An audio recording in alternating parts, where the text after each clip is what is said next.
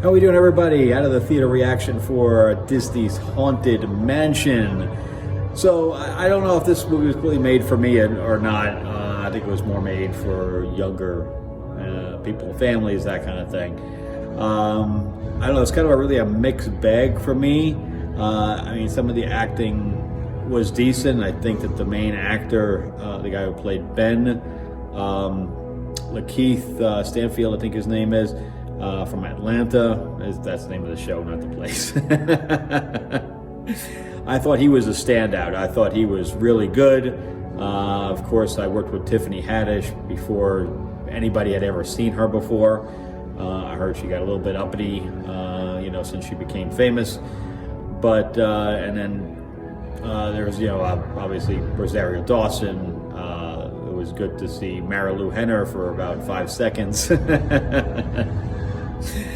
And Danny DeVito did a really good job, but again, some of the acting was really good, and some of it was way over the top. I mean, way over. I've never seen Rosario Dawson play over the top before, but she did here, and it kind of took me out of the movie every time they were a little bit way over the top, and I mean, not even a little bit. I mean, like totally exaggerated, and.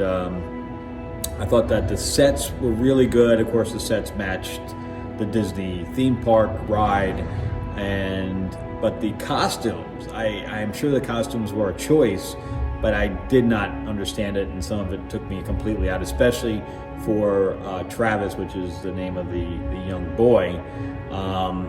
They had him dressed in he's 9, and they had him dressed in bow ties and long socks and shoes. That's not how a 9-year-old would be dressing, and no mother would buy that stuff for their kid. So I didn't get that choice at all.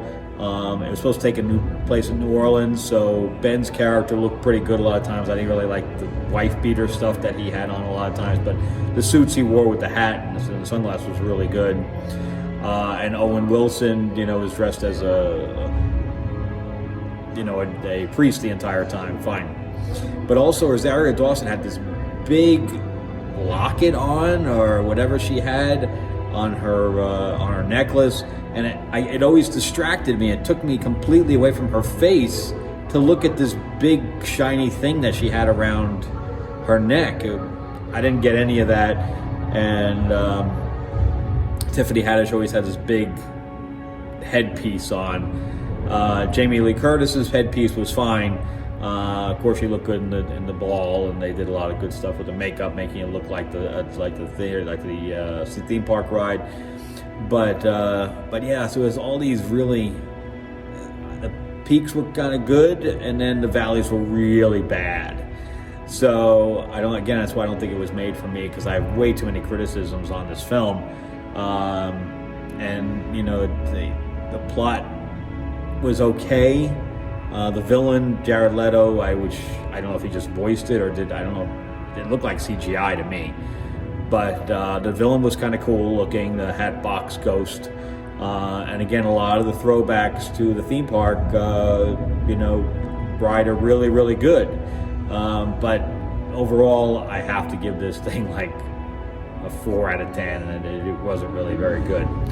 But anyway, so I guess if you're with a family or young kids, it probably might be much better, seeing it through their eyes. But an old guy like me, it really wasn't made for me.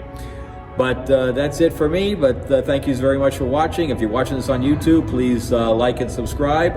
And if you're not, go to YouTube and definitely hit me up there at Destiny Horizons. All right? Thanks, guys. Thanks for watching.